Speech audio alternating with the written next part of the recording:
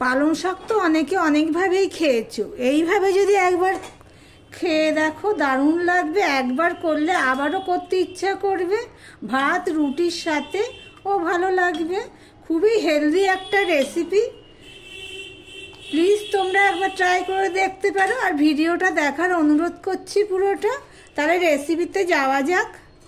নমস্কার বন্ধুরা, আপনারা দেখছেন কুকিং হাউস অফ অনিমা।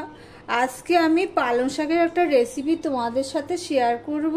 তার জন্য দেখো এখানে আমি পালং শাক নিয়ে নিয়েছি। পালং শাকের আমি এই শুধু পাতাগুলো নেব, ডাঁটিগুলো নেব না। এইভাবে সমস্ত পাতাগুলো আমি নিয়ে ফিরে আসছি।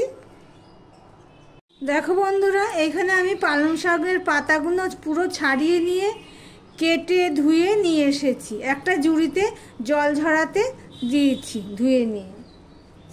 এখানে একটা বাটি বসিয়ে দিয়েছি জল সমেত, গ্যাসটা অন করে জলটা গরম হতে থাক। আর এখানে দেখো আমি হাফ বাটি মতো মুসুরের ডাল নিয়েছি।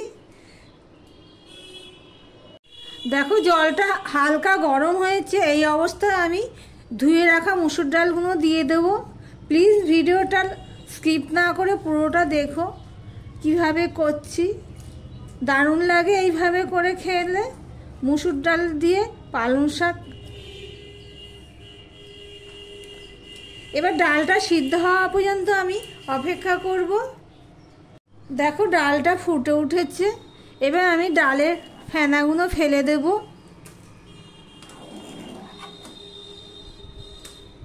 ভিডিওটি এই পর্যন্ত যারা দেখছো লাইক করতে ভুলে গেছো, দেখতে একটা লাইক করে দিও।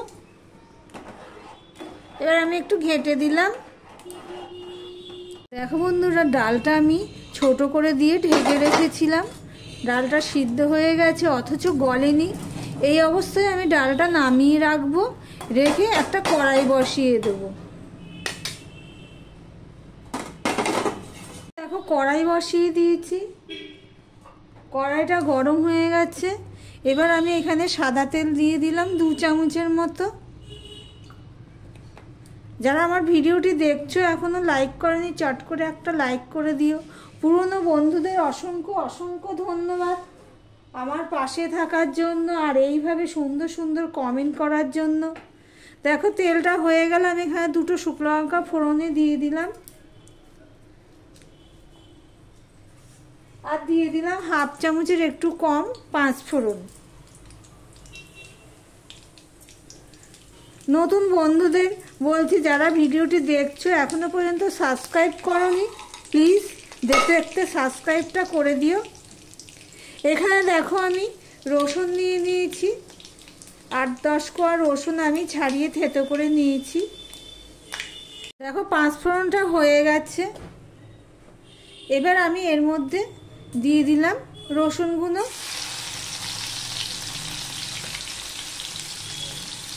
একটু নুন দিয়ে দিচ্ছি, 1 চামচের মতো আমি নুন দিয়ে দিচ্ছি।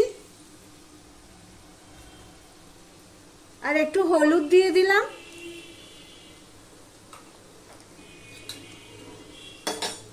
এখানে দেখো আমি 4টে কাঁচা লঙ্কা চিড়ে রেখেছি, সেটাও আমি দিয়ে দিলাম।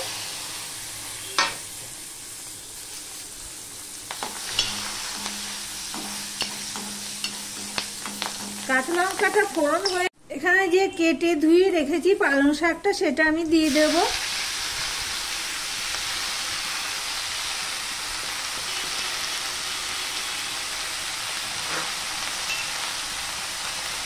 এখানে আমি হাফ চামচের মতো ধনের গুঁড়ো দিয়ে দিলাম,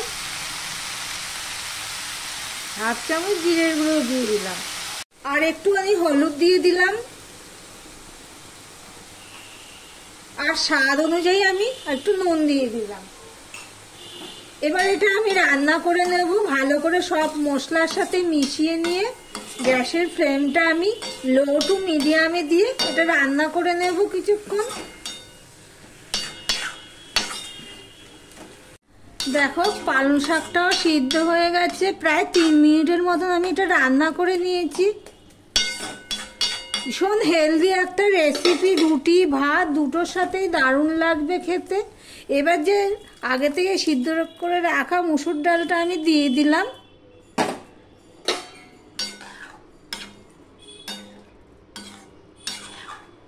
কেউ যদি এইভাবে করে না খেয়ে থাকো প্লিজ একবার করে দেখো, দারুণ লাগে। আমি যেইভাবে করলাম ঠিক ওইভাবেই করবে। এবার আমি ঢাকা দিয়ে এটা ফুটতে দেব। আমি ঢাকা দিয়ে লো টু মিডিয়ামে রেখে প্রায় 3 মিনিটের মতন ফুটিয়ে নিয়েছি। ডালটা তো আগে সিদ্ধ করা ছিল, পালং শাকটাও আমি তখন ফোড়নে দিয়ে সিদ্ধ করে নিয়েছি। এবার এর মধ্যে আমি একটু চিনি দিয়ে দিচ্ছি। ছোট চামচে আমি 2 চামচের মতন চিনি দিয়ে দিলাম। এটা পুরো অপশনাল, যারা না দিতে চাও তো না দিও। দিয়ে সম্পূর্ণটা আমি মিশিয়ে নিলাম।